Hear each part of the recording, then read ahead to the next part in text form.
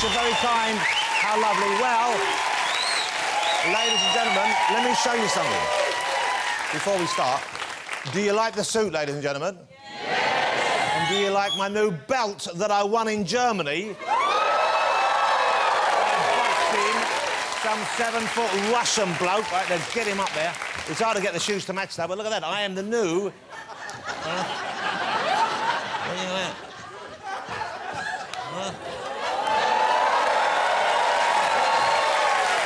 That's what I'm talking about. It's my belt. Give it back. Ladies and gentlemen, the real owner of this belt, David Haye, the new British WBA heavyweight champion of the world. They've done it. Thank you very much. I won't shake. Look, he broke his hand on the other man's face. Yes, David Haye. You left me hanging. I give you your belt. However, I suspect you won't be holding on to it for long. Because I can reveal to you, after defeating the Russian giant, we have your next opponent in the building. Bring him on. Come on out.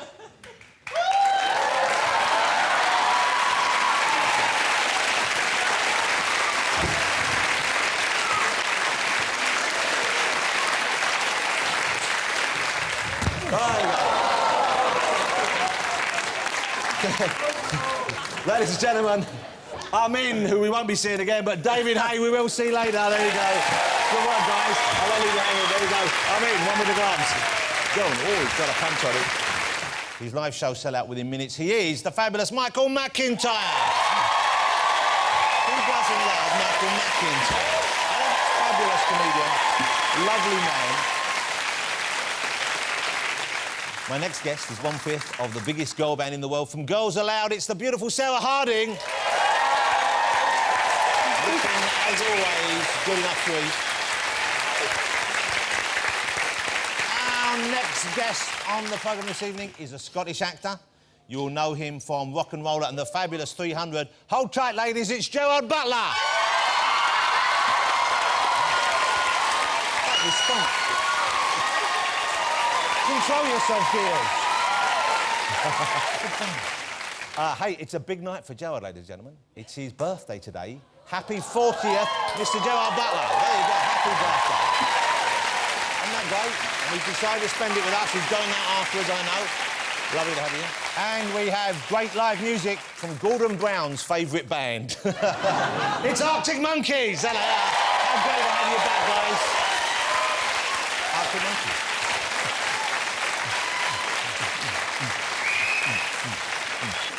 Why do boxers do that? They do that. Snot. They're blowing the snot out their nose. If you look closely... How unpleasant. How unhygienic. It's what's got to be done. OK, that's the show, ladies and gentlemen. It's going to be a great one. Stick around. Now, it's Children in Need next week, as I'm sure and I hope you know. And next week, and Build-A-Bear Workshop, you know, the people you can go to those stores and you can build a bear in there, they make the official Pudsey Bear. Here's the Pudsey Bear they make. Isn't Pudsey lovely? Look at Pudsey. There's Pudsey Bear. So the people who make Pudsey Bear, they've been kind enough to make some special bears for some of our guests on the show this evening. They've made one of me. This is the one they've made of me.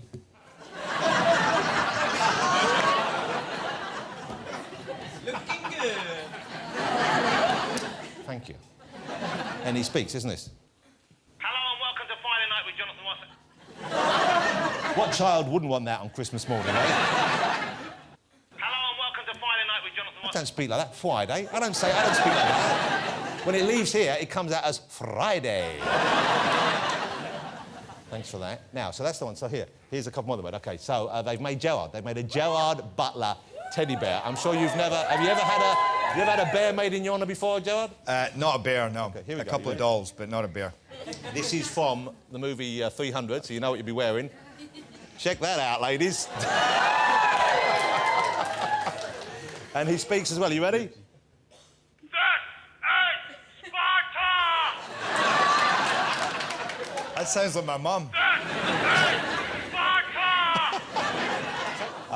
And we've got a Sarah. They've made a Sarah one as well. Here's the Sarah one. There you go. That's the Sarah one. OK. And this one stands, but then falls over very quickly. Oh,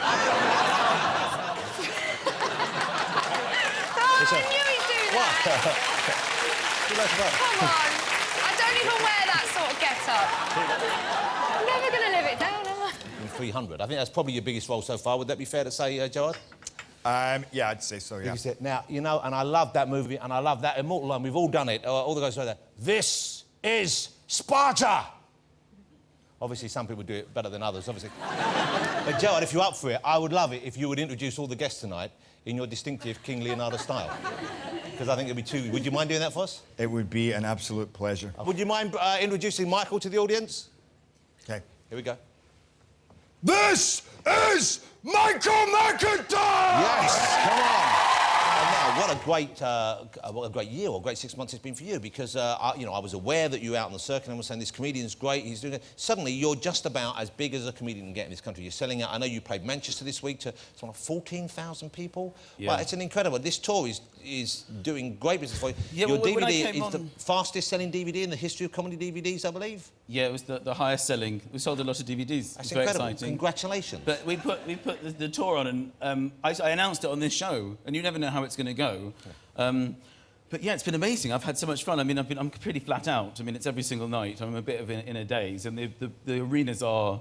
I mean, they're huge. It's a very different type of comedy. Well, but I mean, you're quite big and physical on stage. You know, I don't mean big. I mean, you know, a big performer. You have to fill it. Do you have to run around. Have you changed your performance because of that? Well, yes, I suppose. I think I've always wanted to be on a big stage. I'm better on a big stage, and I didn't know that until I started. But I'm very aware of the people at the back. I mean, like I've done the O2 a few times. I'm doing it again next week. And it's so, if you must have been there, I mean, it's so enormous. Yeah. But this must be, I guess, the dream of a comedian is you want to reach an audience, you want to be popular, and therefore when you get to this scale, you're, you know, as big as you can be. It's like the, you know, Steve Martin, Billy Connolly, those are the big names. You're up there with them now, which must feel, I would have thought, great, but also probably a bit strange. Well, it's a different kind of comedy because I perform big set pieces, I suppose, like on the DVD, as opposed to when you're in a theatre, you can engage with people a bit more. And I have engaged a little bit, but it sort of backfired last week in Glasgow. There was a guy in the front row, and he had some glasses with him, sort of spectacles, and I just saw him sitting there, because normally I just think I've just got to perform big and not get involved. I just said, what have you bought your glasses for? You know, you're going to be reading during my show, do you have no high hopes for entertainment? And he said, I've got a lazy eye. And that sort of shifted the atmosphere slightly in the room. And so I tried to change the subject. I said, what's your name? He said, it's Ian. I couldn't resist it. Is that with 2 eyes? It was there for the table.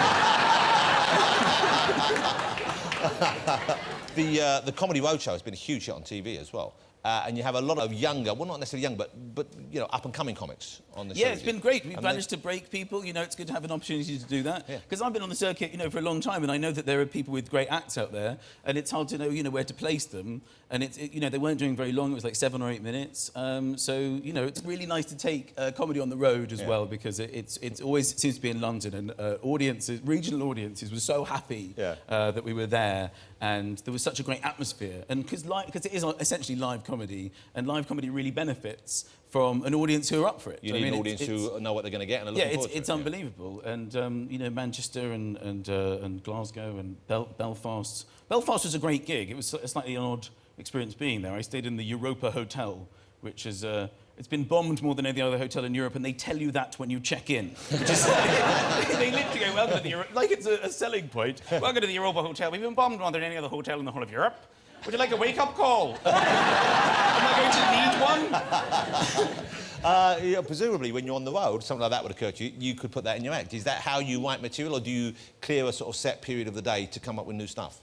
Well, on the road show I did. I spent 2 or 3 days before in every place we went, just literally looking for jokes. You know, things happen like when I did my gig in Sheffield, they didn't let me into my own show because I didn't have a pass. And this was good enough to open with. Yeah. You know, I show up at the venue, he was like, pass please, mate. And I'm like, it's my show. I didn't want to sound arrogant, but it is my show. And he looked at me and went, rules are rules. I said, come on. It's my show. I mean, do you know the pass is just a photo of my own face? And he said, of course I do. I've been checking them all day. It's my job. I know exactly what the pass is. Where's yours? And I said, well, look, it is just my face. Do you mind if I use my own face as the pass? He said, can the Queen use her face as a tenor? No, get your bloody pass.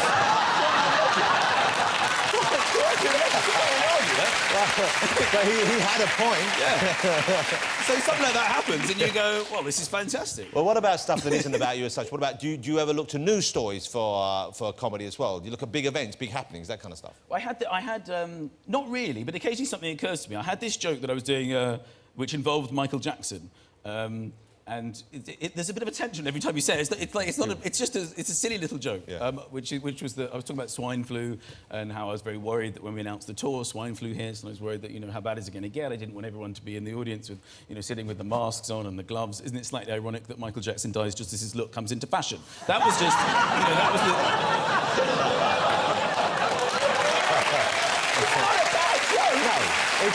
It's not meant So this is me on the cutting edge of comedy. I actually had a terrible incident with this joke. My wife loves this joke. I didn't even know if it was particularly good. We were on holiday, and I'm always very nervous to try out new jokes with my wife. And I said, I've got this Michael Jackson joke. And she just couldn't stop laughing. She said, that's hilarious. And then I got this award. And I've never won an award, and it's quite nerve-wracking.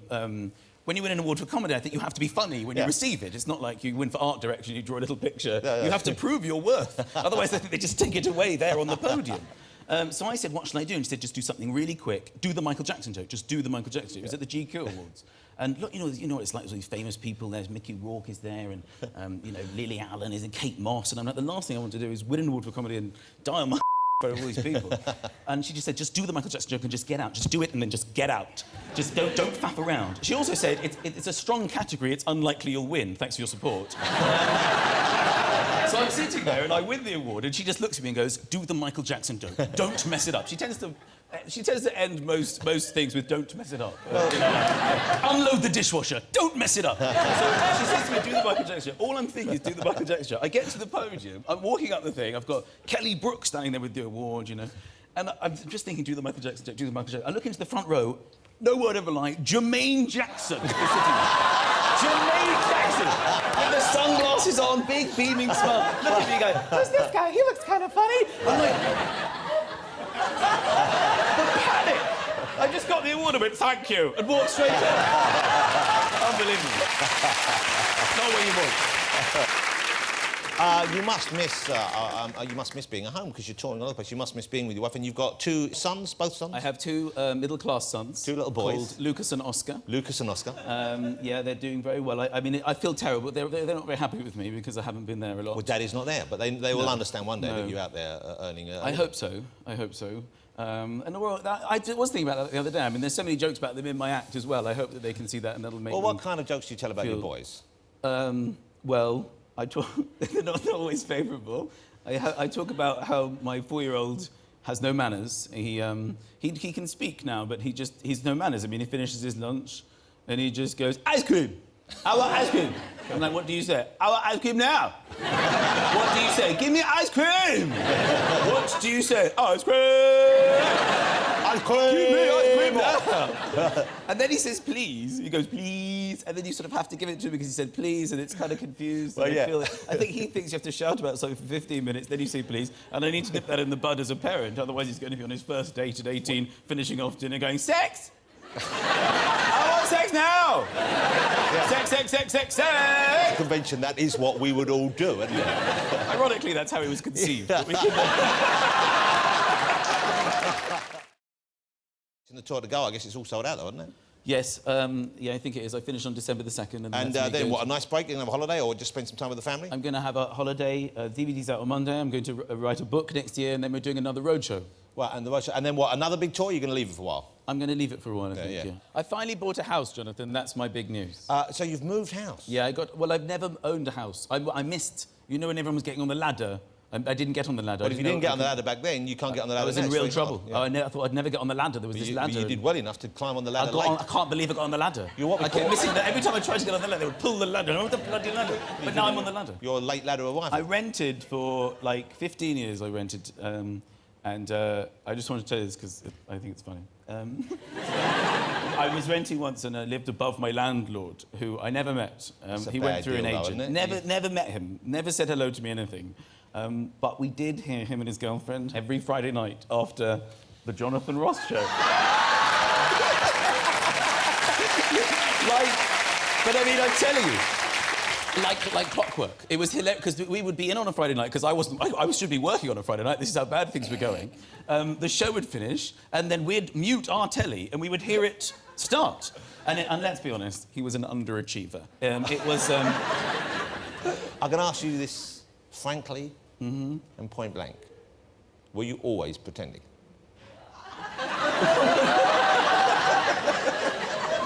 That sounds like something you say at the end of a relationship when you're being dumped. Well, in a way you are, because that's all we have time for. Ladies and gentlemen, thank Mr. you. Michael McIntyre. Thank you. Yeah. Thank you so much. It's brilliant. Thank you Mr. so Michael much. McIntyre, ladies and gentlemen.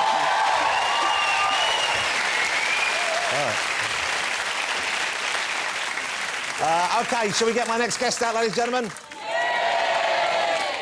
He is one of our new sports stars. He is the new WBA heavyweight champion of the world. I'm going to ask my new best friend, Gerard, to introduce him for me, if you would, Gerard. This is David Haye! Yes. Wow. Congratulations. Thank you very much. World champion. What a nice thing to hear. I know, isn't it? it's crazy. Heavyweight champion. Congratulations. Heavyweight WBA champion of the world world. champion. I know, it's crazy.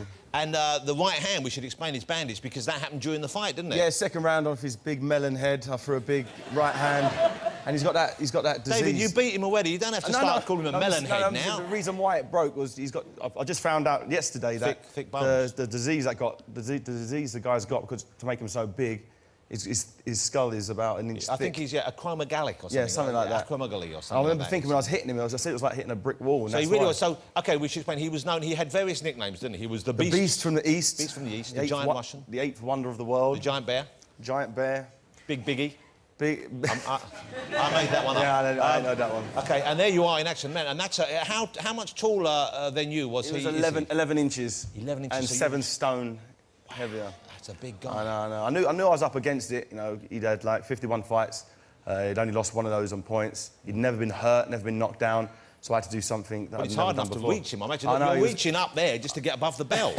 I'm assuming it's hard not to hit below the I know. belt I and had get to a foul. I had to worry about the low blows because Yeah. a shot where I'd normally hit someone in the body, that'd be hitting right up the cobblers. Right, yeah. And we can't. And I couldn't do that. Right up the cobblers. There you go. Were you scared at all? Did you think, because obviously it's an unusual fight to be in, it's a necessary stepping stone for you, but at the same time it's not a regular opponent. No fear whatsoever.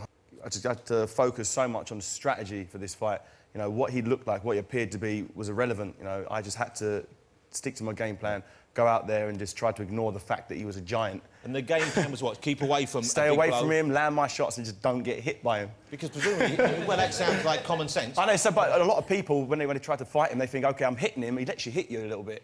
So they think, OK, I'm hitting him. get in there. And then, next thing you know, they're in there, and next thing you know, he's clobbering him to the floor. And I guess a man of that size with that weight, if he connects, that's the, You know that's the about it. problem So right there. to 23 stone or whatever he weighs, you get someone that big punching you in the head. Did, you know about did it. he land any good ones on you? He landed a couple of shots on me, but, you know, I had to suck it up and get through it.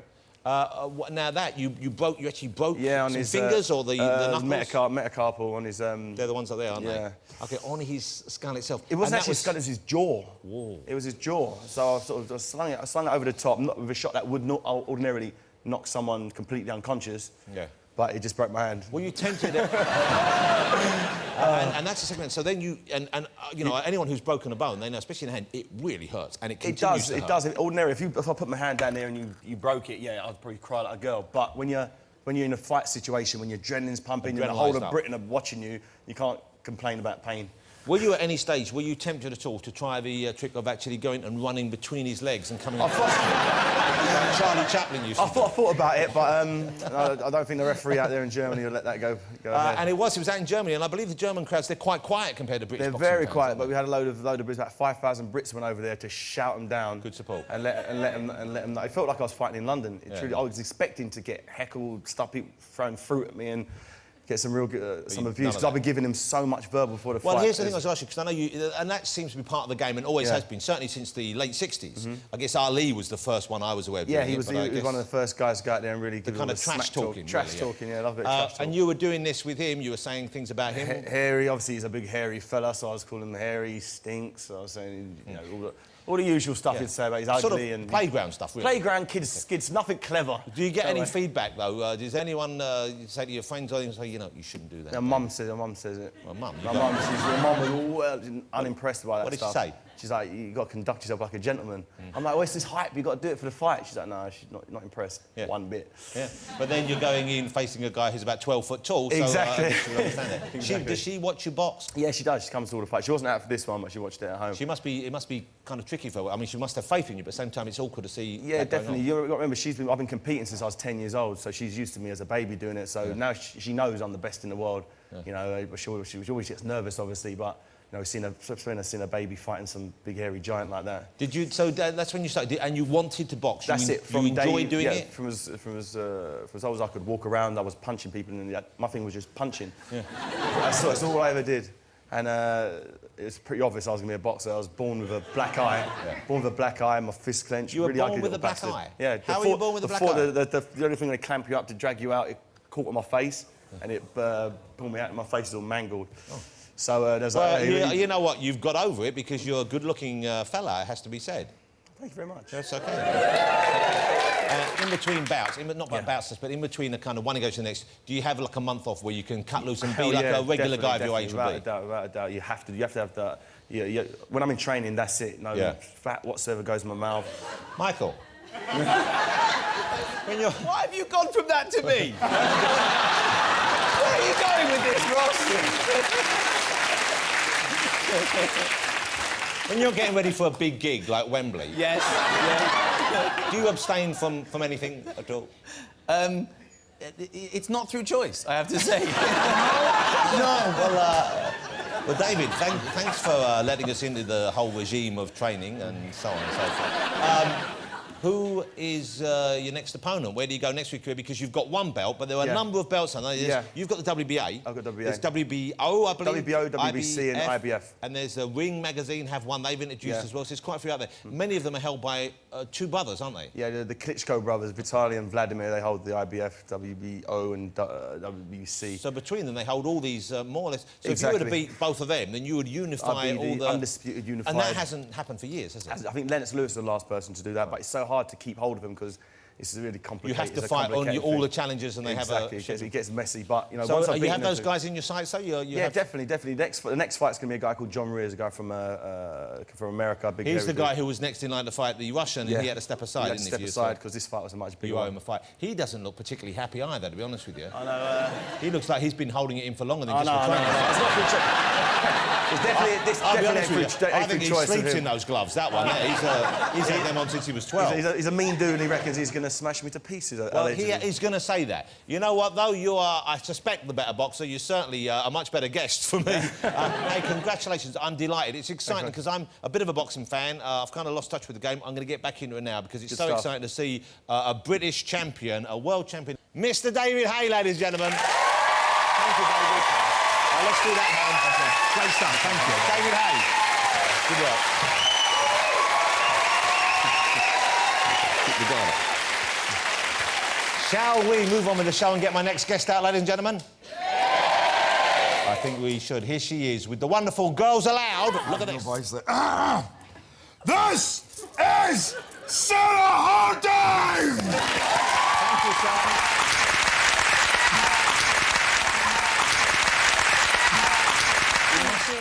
I'm assuming it feels a bit odd being out here or doing things like this on your own without the other girls with you. It's empty, isn't it? It's a bit empty. Yeah. But you feel it adequately. I'm just saying it must feel... Do you miss them? Yeah, it is quite strange not having them next to me. And, yeah, I'm pretty cacking myself a little bit because, you know... you relax, I can't get out of any awkward questions. I just want to reassure everyone because Cheryl's off doing X Factor and she's got the solo album. The other girls are all doing other bits and pieces. Yeah. You're here alone and you're doing a new movie, which we'll talk about, but it doesn't mean Girls Aloud are not... No. We're simply taking a break. I think after 7 years, we've been going and going, and it can sometimes become a little bit monotonous, and I think we all felt that it was time for us just to take a little bit of a break and try to pursue our own sort of ambitions, really. Have a bit of time to yourself and... Yeah, I think... I don't know how Cheryl does it, to be honest. I mean, she's not stopped. I mean, I went straight into doing St Trinian's, and, we've kept ourselves busy, but not at the sort of pace that she has. I think I would be... Well, presumably, I know you girls are very supportive of each other. I know that, and each other's projects. Presumably, you will be watching the X Factor. I know you were there the evening she performed in those trousers that had been savaged by a dog or something. I don't know. Looked like a postman who'd been trying to deliver to a Rottweiler. I think she did very well. She did great, but the trousers were quite something. Presumably, do you watch the X Factor? You've been enjoying that show? I have. I'm loving the controversy about John and Edward. The Jedward monster. What about that? What do you think the Jedward will happen? You know, they're getting more interesting, aren't they? I mean, I think people are looking forward to a bit of a pantomime now. They might not be maybe the best vocalists, but they definitely are. Hold on, I think we all know they're quite clearly not the best vocalists. All right, but they're definitely the most entertaining. Yeah. So I think they're kind of what's kind of keeping it interesting. They look there like, to me anyway, they're like a couple of really successful sperms. You know, like they've swum all that way. Look at that, we made it to the egg. But, you know, you guys, you came from a similar show. Yeah. And you mentioned it 7 years. It seems to me like you've been around longer than that. It seems like I can't remember, you know, 7 years ago, it seems too short that's when Girls Aloud. You really have crammed a lot in that period.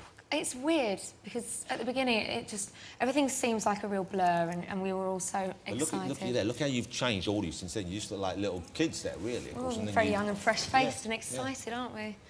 Oh, my God, yeah. We've grown up. We've kind of grown up under the spotlight, and we never really had any media training, which in a way I think helped us, because we've all been quite bolshy and outspoken, you know.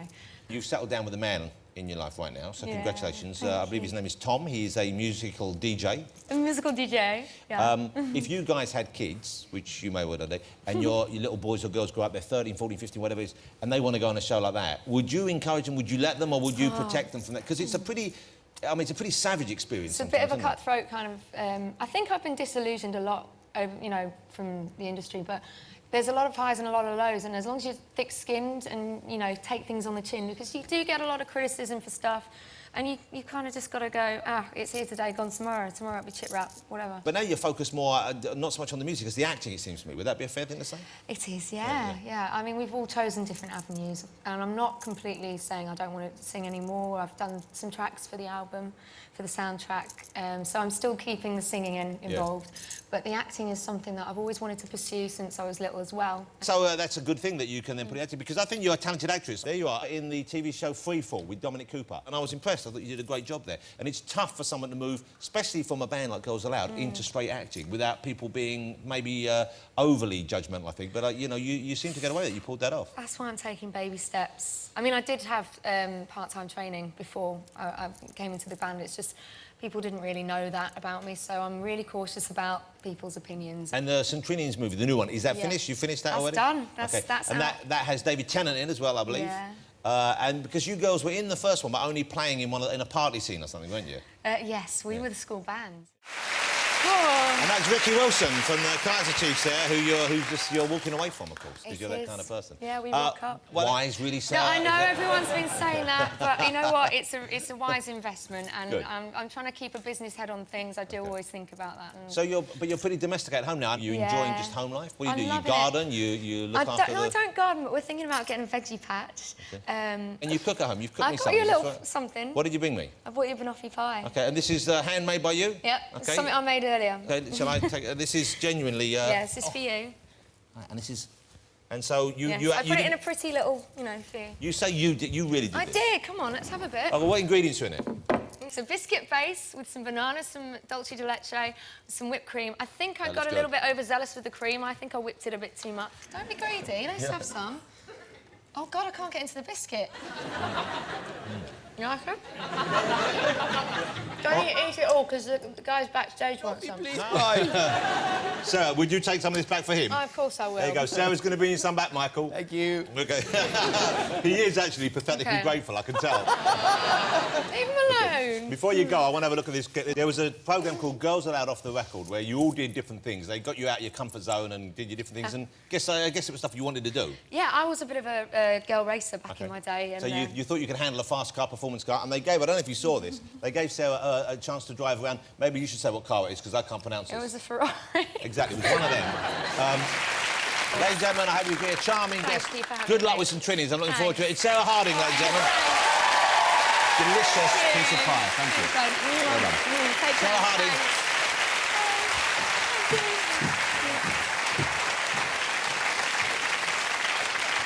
OK, shall we get my next guest out, ladies and gentlemen? I think you know who it is. You've been waiting for him. Would you do the honours and, in your butchish Spartan voice, introduce Gerard for us, please? This is Butler! Not so bad. He did a pretty good job. It's Gerard Butler, ladies and gentlemen. Listen to that. Congratulations, before we move on, congratulations on your birthday. I just said 40 years old, ladies and gentlemen. There's no way I would have thought you were that old. You know that cream that Michael was talking about? Yeah. Well, I started using that 20 years ago. Cream. Yeah. So... But you know what? Here's someone, you lived. I mean, I know you just said you've given up partying and sort of stuff for the last 10, 12 years, is it? 12 years, yeah. So you gave up booze completely 12 years ago? Completely, yeah. OK. Yeah. And so that would, I would have thought, you know, help you get yourself back in good shape and so on. But when you party hard, which you did for a few years, normally that takes its toll. Did it take you a while to bounce back? How long was it before you could get back into feeling normal, feeling healthy? It didn't take me that long. So my voice is gone, by the way, from... All the from shouting. This, I'm like, ah. Well, it's your own fault. Yeah, you know... You know, if you do that well in the film, because that's a good movie, isn't it? Did you like that movie?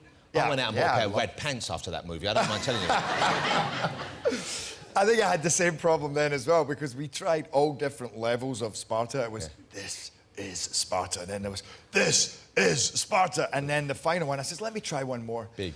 And I did a huge one. And the second I did it, literally, there was guys in the background laughing. They were like... And I went over to Zack Snyder, the director, and I said, all right, that was too much. He goes, no, that was awesome. Is he American? What did you do before you went to America, before you decided, OK, I want to make it as an actor, which I guess was partly what prompted the move to the States? What did you do? You'd studied law for a while, hadn't you?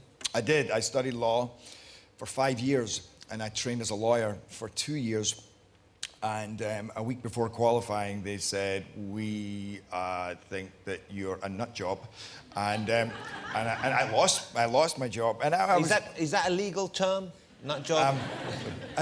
Well, it was to them. Why did they think that? What were you doing that was... You know, I was many different things, actually. One, I wasn't very good. Two, I wasn't really trying to be very good. I wasn't inspired. So you didn't really want to do it? No, I mean, I enjoyed the studying. I was president of the Law Society and all of that, you know, but I just, the more time went on, the more I thought, this is not for me, especially when I started working. And I had issues. What was this I had job? some Was issues, you know? You saw the future stretching ahead and you Yes. didn't like what the future held. You didn't see yourself as doing this for 20 years. Pretty much. So, Yeah. But that must have been a weird moment, knowing I've given this big chunk of my life to something, and you know, it must have been quite. I would have thought it's a bit like pulling the rug out from under yourself, isn't it? Yeah, pretty much. And suddenly reality hits when I was sitting facing these 3 senior partners from the firm, and they said, you know, we're going to let you go. And it's best for you and it's best for us. And, you know, your talents are suited elsewhere at the pub. So were you turning out to work? Were you boozing during the daytime? Yeah, I was. I mean, I got to tell you, oh God, I have many stories about that. But I think I had 32 days off in 2 years, and 25 were Mondays. And That's a pattern right there. And then there was 5 Fridays and 2 Tuesdays. And I think I just did the Tuesdays to make the Mondays more convincing. So how then do you make the leap to America? How do you get yourself over there? How do you get yourself set up as an actor? Well, by the time I got to America, I'd been acting now for a couple of years, you know, and things had taken off, and they were going pretty well. Not amazingly. I mean, I didn't go over there as some movie star, but, you know, I had my first audition for a movie was actually Mrs. Brown. Right. Which I got the role for. So after Mrs. Brown, actually, my manager, who's actually my producing partner, I was supposed to have a meeting with him in America, and I went out there. I was doing something else, and I didn't even get in touch with him. I mean, this is my chance at meeting an agent or a manager. I didn't even make the call. I came back home, and he called me up, and he said, you're crazy. You know, you could do great. Let me represent you. Yeah. I thought so it was due to happen in a way. You know, he spotted something, and you knew you could do it. But it's exciting. I get excited when I see someone, you know, following that dream and it happening for them, you know. And I've never met you before tonight, but I was really pleased seeing you in these movies. And when 300 came out, I vaguely knew I'd seen you some other stuff like that, and I thought, this is great. And I was so thrilled when it was a big hit, and especially because it was a better movie than it needed to be. You know what I mean? It could have just been a comic book action film, but it had a lot more going on. Must have been a tough one to shoot, though, I would have thought, wouldn't it? It was an intense shoot. I mean, I trained for 4 months before we even started, and that was working out and stuff? Was working out, yeah. You must have been surprised and delighted with what a huge hit it was, because once again, it's quite an out there premise. And the way it was directed, you know, he proved me right, but it was a very kind of bold choice, wasn't it? It's very stylish, very stark, and very kind of like almost hyper the way it was shot, wasn't it? Yeah. Yeah, it was, and a lot of that you didn't even see until you saw the movie. You know, I mean, they so would you, have. You were just shooting a regular film, of course. We were shooting not even a regular film. I mean, this was more complex than what our whole world was. You know, I mean, it was really just green walls. Wow. You know, 4 walls. This huge asbestos-filled warehouse. That there was 3 different rooms, and they would literally just move the same set and turn it round. So one, it was going uphill, then it was going downhill, and then they all added it. You know, so it's all computer added, all the backgrounds, or almost all the backgrounds. Mostly. The city of Sparta itself was real, and there was a few real trees. But other than that, you're literally walking around going, there's something in the distance. Yes, he's been fall. You know, you'd all walk and stop. And you go, look, there's a burning village. Yes, they're over there. They've been following us in Sparta. And can I just say, if you haven't seen the film, if you haven't seen the film, Gerard's acting in the movie is better than you would think. I thought that was pretty good, actually. Yeah. OK. Hey, congratulations on the new movie. I saw you in Gamer a while ago. I thought that was good fun. My little boy loved it. But the new movie is called Law Abiding Citizen. And this is you not just acting. You're now kind of creating these films yourself. You're producing them as well. So I guess you're looking for the right kind of role for yourself. What was it about this project? What was it about this character you wanted to do? Well, initially, I wasn't playing that character. We got a script... Actually, for talking about 300, I won Action Star of the Year. And at the award ceremony, this guy walked up and congratulated me and then said I'm a writer. And I was like, oh, God, here we go. And but he wrote this movie, and we said, well, send us a script. Read the script, loved it. Yeah. You know, we did a couple of years working on the script, really fleshing it out to something that we always knew we had the bones of a great movie, but or a great story. But then we fleshed it out. And then the more we fleshed it out, the more I thought, you know what, I kind of like him. And it was a role I'd never really taken on before, and it was something I could really, you know, it was juicy. I could get my teeth into it. And it's quite gory as well, isn't it? I mean, it's quite intense in some ways. It's pretty gory movie, and it's pretty shocking at times. And I've seen a few people jump out their seats, and I've seen a lot of oh no. I mean, there's roadworks going on, and I was on my way to the airport, and I get pulled over by the police. Now I've already missed my first flight because I always miss my flights, and I missed the first flight. I was trying desperately to get to the second one, but I wasn't speeding. I really wasn't. They pulled me over and they said, you know, you realise you were doing something like 48 and a 40 miles an hour zone. They then said, well, you were driving behind us and we were speeding, so that's all right. But you were wearing a baseball cap and you were driving a big SUV, so we were suspicious. So I'm like, okay. So, and then they go, what are you doing here? I said, I'm actually, you know, and they said, what's your occupation? I said, I'm an actor. And they went, oh. And one guy went, oh, I thought I recognised you, hi. And he said, where are you going? I said, I'm going down to London. I'm going on to Jonathan Rush. He goes, oh, give us a big shout out. So I'm giving you a big shout out. But anyway, and then we can't use this show to get you off points off your life. No, but... This is an abuse. You've got to take your opportunities where you can get them. And then he said, so, and what are you doing here? He says, you got a movie coming out. And I said, yeah, and I have the premiere in Glasgow. And he said, what's the movie called? And I went, Law Abiding Citizen. I hope you'll agree Gerard Butler has been a phenomenal guest, ladies and gentlemen. Good luck with the movie. It deserves to be a success. I can't wait to see you next thing. Are you going to stick around for the music? Absolutely. Of course you are. Ladies and gentlemen, Mr. Gerard Butler. Do I walk out of here now? No, wait there. OK. Of course, the lovely Sarah Harding, David Haye and Michael McIntyre. Well, fellas.